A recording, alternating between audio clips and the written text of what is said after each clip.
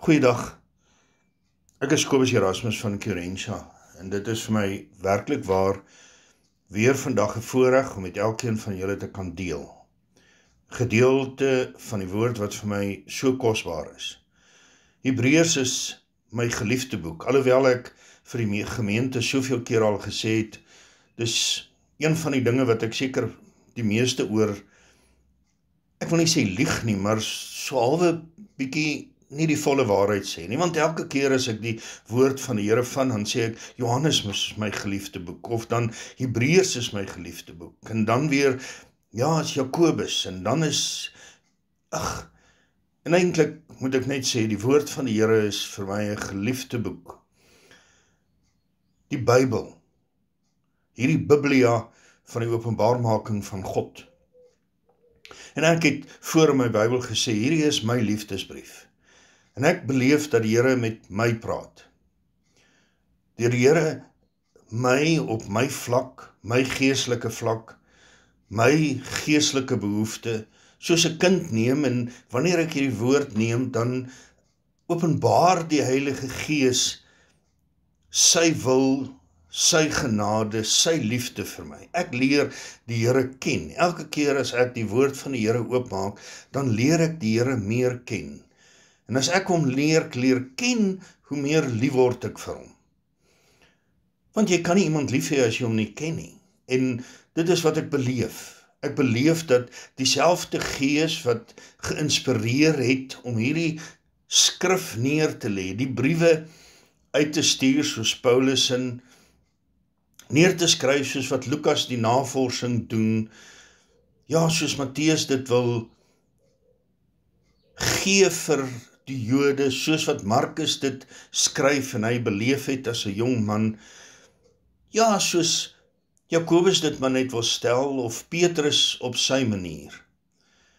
Die openbaarmaking wat Johannes beleef het daar in die grotte toe hy geskryf het, daar dieselfde Gees het ek en u in ons, en daarom sê die woord van die Here, ons het die salwing en weet alles. Dit beteken nie ons weet alles wat hier in die woord staan nie. Ek is nou hierdie jaar, in die einde van die jaar is ek 35 jaar georden. Maar ek het die woord van die Here bestudeer vandat ek baie klein was. Was ek lief vir die Bybel, lief vir die woord. Het ek hom gelees. Ja, deur alle mense se ou stoutheid, of kinders se stoutheid, en jong mense rebellie, was daar nog altyd vir my hierdie een standvastige, een gegewe, naamlik die woord van die Here, wat natuurlik my uitbring by God, wat my natuurlik uitbring om meer te leer van die Seun en geïnspireer deur die Heilige Gees. En wat 'n kosbare voorreg het ek en jy om die Gees van God te hê. Toe ons gedoop is in die Heilige Gees, het ons ontvang, nie die gawes nie, maar het ons ontvang die Gees van God, en nou leef die Gees van die Here in ons siel, en daarom sal die liggame verlore gaan, die liggaam, ja, sal uit mekaar geskeur word, soos 'n ou tentwoning, soos Paulus dit gegee het, of gesê het, soos 'n gieter wat uitgegiet is, leeg is aan die einde, 'n kruik in sy tyd beskryf hy. Maar die Gees, my wil, intellek en emosie is onder my siel, en die siel behoort aan die Here, en my siel sal nie skade ly nie, sê die woord van die Here. My werke sal getoets word, maar my siel sal nie skade ly nie. Dit behoort aan die Here, en geen hoogte of diepte of enigiets sal my ruk uit die hand van die Here nie. Wat 'n voorreg, wat 'n absolute belofte van die Here. Ek behoort aan die Here. Ek behoort aan Jesus. En dit maak die lewe die moeite werd. Ja, ons het hierdie stryd in ons lewe, en ek beweeg van krisis na krisis in die bediening. Nie krisisse omdat die gemeente krisisse het nie, maar omdat mense in die gemeente, ons almal maar, ons almal maar een of ander slegte nuus moet hoor. Ja, tot ek het ook dogters of 'n dogter in die hospitaal, en ek het ook 'n seun wat in Mosambiek sit. Ek het ook, kinders wat deur swaar gaan, partykeer deur moeilik, die besigheid is altyd nie goed nie. My eie familie beleef ook die seer van die ou lewe. Ja, dit gebeur, maar ons siel sal nie skade ly nie, en ons kan vandag beleef dat God ons seën in hierdie chaos. Mark Twain het gesê, skryf dit so mooi, this is the worst of times, this is the best of times. En ek beleef dit in God, dat die moeilikste tye van ons lewe is die beste tye, want God tree toe, want niks sal gebeur met ons, niks sal gebeur wat hy nie op die uiteinde vir ons ten goeie mee sal laat werk. En dis my getuienis. Soveel dinge het in my lewe gebeur, omdat ek ook betrokke was in die besigheidswêreld, en betrokke was in die sekulêre wêreld, en die akademiese wêreld, en dan gebeur baie meer. En daar kom baie meer dinge deur 'n mens se studeerkamer. En tog kan ek vandag getuig en sê, alles het ten goeie meegewerk. Ek kan die Here eer dat alles het ten goeie meegewerk. In daardie Psalm, die 12de Psalm, wat sê, die woord van die Here is rein woorde, wat gelouter en getoets is, soos silwer in die aardkors van die aarde. Jy sien, my ma en my pa en my oupa en die manne wat ons vooruit gegaan het hierdie woord getoets. My vrou se pa, pastoor Dan Oosthuizen, hulle, as ek kyk na hulle is al byna 90 jaar oud, en as ek na hulle lewe kyk en hoe hulle praat, as ons hoor hulle is siek en ons bel, dan sal hulle sê, ons bid en ons vertrou die Here, ons glo in God, want die woorde van die Here is rein woorde wat al getoets is. Hulle wat 60 en 70 jaar en 80 jaar die Here dien, wat saam met die kerk begin het, hulle kan getuig dat in elke omstandighede die woorde van God gelouter is. Hulle die woord van God getoets, en die woord is waar. Die woord is vandag nog waar. As hulle terugkyk oor hulle lewe, as ek terugkyk oor my korter lewe, dan moet ek sê, die Here se beloftes is waar. Die Here se woord is waar. Dis gelouter, dis nie net woorde wat uitgespreek word hier eers in goud geskrywe, en ons kan maar net daardeur blaai nie, maar daar, soos die ou mense sê, waar die tekkie die teer slaan, wat dit moeilik gaan, wanneer ons hartseer is, en wanneer ons bang is, en wanneer ons al hierdie dinge beleef, dan kan ons die woord van die Here glo, want hy is getoets. Daar is seuns wat deur 'n vuuroond is. Daar is manne en vroue wat deur oorloë en krisisse van hulle lewe is, wat gestaan het by die grafte, wat beleef het alles wat ek en jy vandag beleef, en wanneer ons die woord bestudeer, dan kan ons terugkyk op hulle getuienis en weet dat daar is een konstante, en sy naam is Jesus. Daar is 'n God in die hemel, 'n koning van alle konings, 'n gees wat ons sal lei en leer na al die dinge wat ons moet weet. Ons is die afgelope week, was dit Halloween, en dan is daar partytjies gevier, klappers is geskiet. En daar is allerhande vrae daaroor, en ons wonder, en moet ons nie. En dan het ons hierdie verwarring, want hierdie persoon sê, ag, dit is okay, en daardie persoon sê, nee, ons moenie, en hier's 'n prediker wat homself blootstel op hierdie wyse en daardie wyse, en op die uiteinde van die dag is dit so half deur mekaar. Ek in my byna 60 jaar op hierdie aarde kan terugkyk en sê, ek weet nie of die wêreld, of kom ons sê dit eers, ek weet nie of die kerk so deur mekaar was soos wat hy nou is nie. Daar soveel verskillende teologieë is, en benaderings, en moet ons nou hierdie of moet ons nou daardie doen? Hier is hierdie wyse van aanbidding en dan is daar ander wyses van aanbidding en daar is letterlik verskillende teologieë wat hulle self op die voorgrond sit, mense wat sê hulle kan uit hulle liggaam uitgaan en profeteer op plekke. Dis verwarrend wat vandag gebeur. En nie net is die verwarring en die krisis en die mekaarheid, die chaos, the worst of times in die kerk nie, maar ook rondom ons. Ek weet nie van 'n tyd in my lewe wat dit so gegaan het rondom ekonomie nie. Miskien het ek groot geword in 'n goeie tyd, gespeel in die 70 en 80er jare, klaargemaak met skool en in die weermag. Ja, maar ons het ook die 94 beleef en die moontlikhede van oorloë en alles wat ons vandag beleef. En ek het daai tyd gedink, dit gaan nou deur mekaar, dit gaan nou, iets is nie reg nie. Maar ek besef vandag, meer as ooit, die wêreld. As jy vandag jou TikTok oopmaak, of net hier deur die browser van jou internet gaan, dan is die nuus een groot stuk chaos, the worst of times. En dan praat ek nie van net die oorlog en die aanvalle hier van Israel en Iran en Midde-Ooste wat nou begin brand nie, maar ek praat van die westerse nasies wat begin in hulle moraliteit heeltemal vervaag, en nie net vervaag nie, heeltemal oor die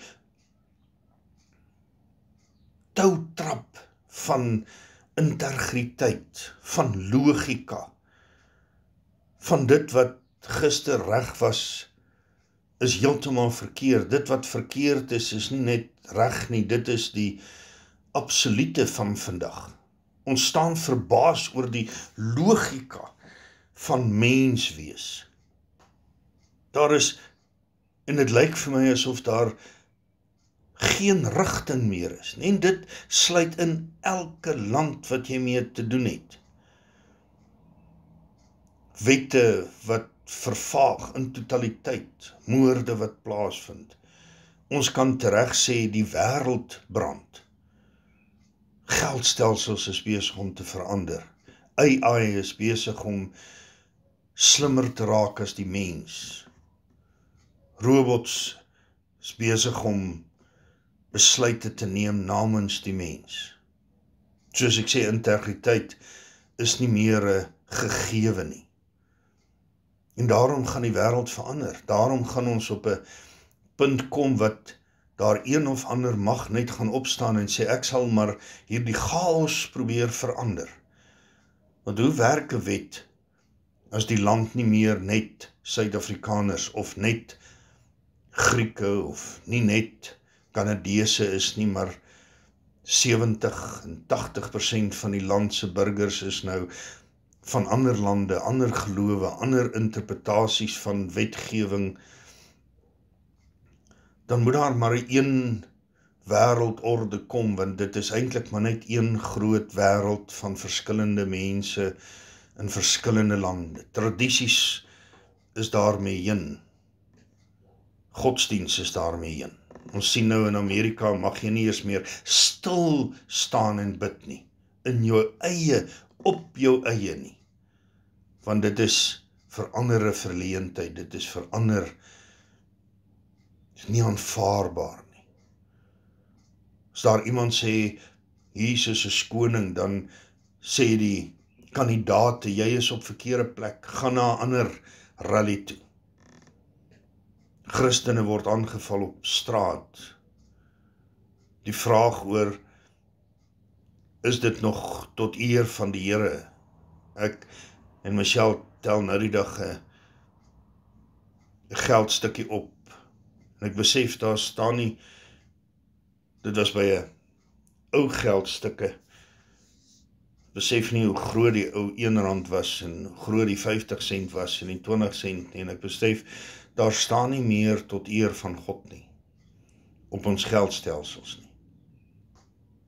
Ons land is nie meer gebou op, en ons wêreld is nie meer gebou op die woord van God nie. Maar ek wil vanmôre uitroep en sê, dit maak nie saak wat in die wêreld gaan nie. Ek weet dat daar 'n gegewe is, en Hebreërs, die geliefde boek, die boek wat ek elke keer sê geliefd is, en soos ek al gesê het, miskien is dit sulke halwe leuns wat ek sê, want elke keer is daar 'n nuwe mooi boek vir my, of 'n boek wat ek vir die gemeente sê, hierdie is nou my geliefde boek. Maar Hebreërs is seker die diepste teologiese, waardevolle lering wat daar is. Want hy vertel die diepere dinge aangaande God, aangaande Jesus, wat in die ewige hemel gegaan het met sy eie bloed. Gaan lees dit vir jouself, jy hoef nie teoloog te wees om dit raak te lees nie. Hy begin om te sê, Jesus is beter, beter as al die profete en as die engele, beter as elke verbond, beter as elke hoëpriester, beter. Hy het 'n paar verklarings wat jy jou hande saamslaan in die wete dat God met ons is. Hebreërs is die boek wat praat van God wat gesweer het. Hy het gesweer. Hierdie groot God van Israel, hierdie een wat die planete op hulle plek geplaas het, wat die univers so saad uitgegooi het, hierdie groot God, soos Psalm 150 sê, die volheid van sy grootheid. Loof hom in sy uitspansel, loof hom in die volheid van sy grootheid. Wat beteken dit? In die fynste detail kan ons God loof. Hy kan met ons praat, hy deel met ons, hy hoor ons gebed, die fynste, die volheid van sy grootheid. Hy het nie net die univers gemaak en die son daar gestel en die maan en die gang bepaal nie. Nee, hy het nie net die haal in kamers vas en sneeu in skatkamers nie. Soos die poëtiese gedagtegang van Psalm 41 en Job 38 en 39 en soveel ander, Jesaja, die lied van Moses.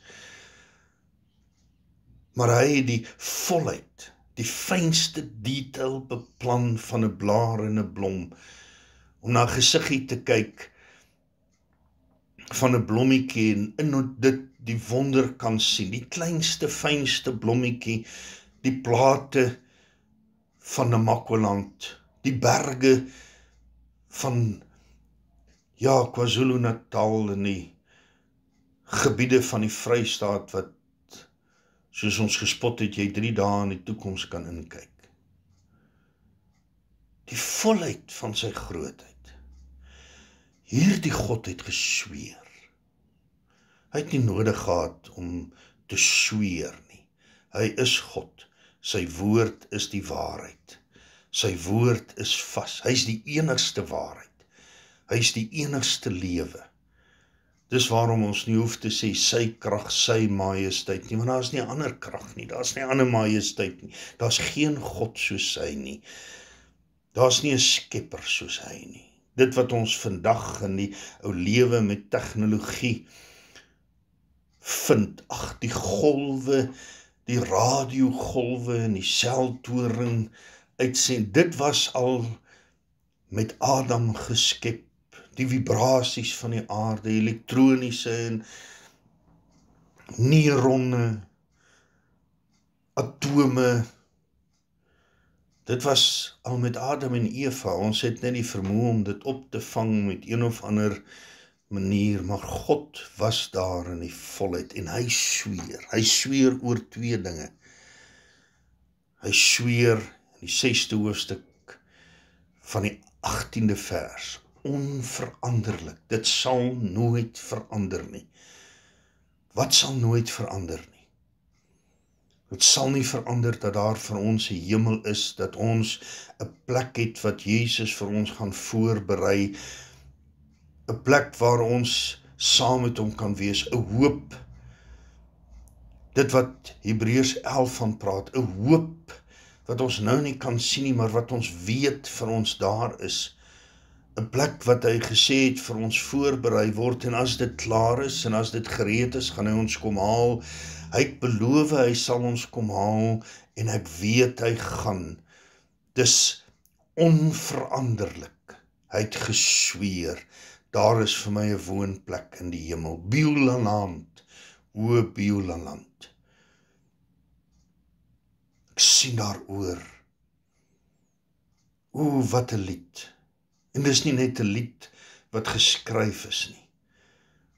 Iemand wat ergens 'n inspirasie, maar dis iemand wat van die Here gehoor het en weet dat ons wag vir die oomblik wanneer God gaan sê, gaan haal jou bruid, bring haar huis toe, bring haar in die plek wat jy vir hulle voorberei het. As dit nie so was nie, sê die Here, sou ek vir julle gesê het, maar ek gaan om vir julle 'n plek voor te berei, en ek gaan julle kom haal.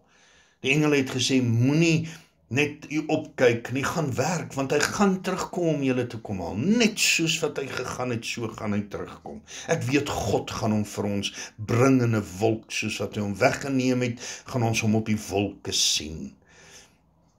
Weggeraap in die lug. Hulle wat ons vooruit gegaan het, gaan saam met hom wees. Ons gaan hulle tegemoet gaan in die lug. Wat 'n wonder. Dis die belofte in 'n chaos van hierdie lewe, wat ons verragtig nie meer weet, links of regs, wat ons nie kan vertrou in die ekonomie nie, dat ons nie kan vertrou in enige iets nie, weet ons dat daar vir ons 'n afwagting is. Daar's vir ons iets beter. Ek het in my leweetjie ook maar alles verloor en het nie huise nie, het nie eiendomme nie, het niks. Maar dank die Here daarvoor. Ek het nie 'n belegging nie, ek het nie 'n polis nie, ek het niks wat hierdie aarde se rykdom vir my kan gee nie, maar dit het ek. Ek weet dat daar vir my 'n plek is in die hemel, en mag die wêreld maar skree, en kan hulle die reëls en alles verander, en die integriteit afmaak, en die waarheid afmaak, en godsdiens afmaak, maar hulle kan my God nie afmaak nie. Hulle kan nie die belofte van die Here afmaak nie. Ek weet daar is vir my 'n plek voorberei in die hemel, en ek gaan met blydskap gaan ek na die Here toe. So, wat hier ook al gebeur, wat hier ook al uit mekaar uitval, wat hier ook al tot 'n einde kom, dis nie 'n einde nie. Dis maar 'n begin. Ons is maar in 'n voorbereidingstyd hier om vir ewig saam met hom te wees. Wat 'n kosbare voorreg, wat om uit te kan sien daarna. En dan het hy gesê, tot hy ons kom haal, totdat daardie dag aanbreek, wanneer die bassein sal blaas, tot daardie dag aanbreek, wanneer hy ons weg gaan ruk in die lig, tot daardie dag aanbreek, wat die woord van die Here van praat, tot daardie dag het ons toegang tot die allerheiligste. Ons het dit as 'n anker van die siel, sê die 19de vers, wat veilig en vas is. Ons sal kan ingang deur die voorhangsel. Daardie voorhangsel wat geskeur het, toe Jesus Christus gesterf het, het dit vir ons moontlik gemaak, vir jou en vir my, om in te gaan in die allerheiligste, in die teenwoordigheid van God. Ja, in sy majesteit, voor sy troon te gaan kniel. Jy kan vanmôre inbeweeg, waar die priester maar net eenmal 'n jaar kon ingaan, kan jy vandag ingaan, net wanneer jy wil. Nie omdat dit goedkoop is nie, Dis gratis, maar nie verniet nie. Daar was 'n prys, die bloed van Jesus Christus, en deur sy bloed kan ons ingaan in die allerheiligste. Daar in die hoek van jou studeerkamer kan jy gaan kniel. Jy kan die deur agter jou toemaak en in die teenwoordigheid van God ingaan. Dit sal nie verander nie. Ja, ons gaan hemel toe. Ja, hy het vir ons 'n plek voorberei. Ja, hy het vir ons 'n belofte gegee. Dit sal nie verander nie. Dis 'n onveranderlike. God het daarby gesweer. En dan het hy ook gesê, dit sal nooit verander nie. Ons het 'n hoëpriester. Jy sal kan inkom om met hom te praat, om met hom te deel, om jou versoeke voor hom te lê, om jou hartseer voor hom te lê, om jou gebroke verhoudings voor hom te lê, jou finansies, jou moedeloosheid, jou siekte,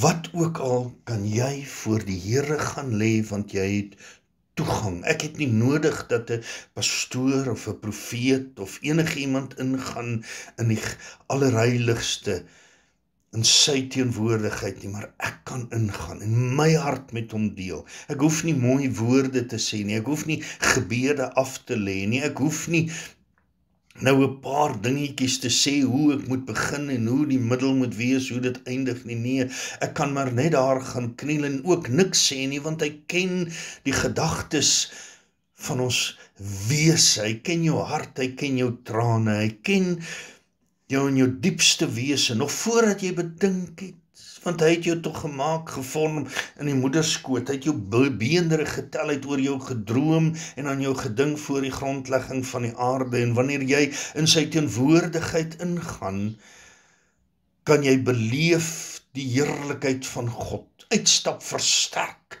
in jou gemoed, vernuwe in jou gedagtes. Dis die beloftes van God. Ons wag nie net vir die eindtyd nie, ons kan hierdie oomblikke inbeweeg en ons gemeente beleef 'n herlewing. Ons beleef 'n herlewing op al die terreine. Ons dienste ervaar ons die teenwoordigheid van die Here, die salwing van die Heilige Gees. Ons ervaar aanbidding, ons ervaar die woord van die Here soos nog lank van tevore. Want ons kan inbeweeg in die allerheiligste. Dit is vir ons moontlik om op die manier wat ons dit doen, op 'n Sondagmôre, wanneer ons saam bid, al hier van 8:30 af, kan ons ervaar dat elke ene inbeweeg. Hoe die salwing van die Heilige Gees te ervaar, die teenwoordigheid van God. Wanneer die diens begin, wanneer die eerste note speel en ons sing, en ons maak die Here groot, ons loof sy naam in die woord, ja, en tot in die gemeenskap met mekaar, wanneer ons sit en koffie drink en kan gesels en ook lag en praat oor die dinge van die Here en getuig oor wat die Here vir ons doen. Beweeg ons in die allerheiligste, want hy het dit so bestem, dat ek en jy kan inbeweeg. 2 gewaarborgde dinge, veranderlik, skus. God het gesweer, dit sal so wees. Want dit is onmoontlik om te lieg. Dit is onmoontlik vir hom om te lieg. En as hy gesê het, dit sal so wees, dan sal dit so wees. So kyk op met verwagting, Jesus gaan jou kom haal. As dit nie is, ja, deur om ons te verlos van hierdie wêreld nie, deur watter omstandighede ook al nie, dan is dit deur die koms, die bassyne, die wegraping.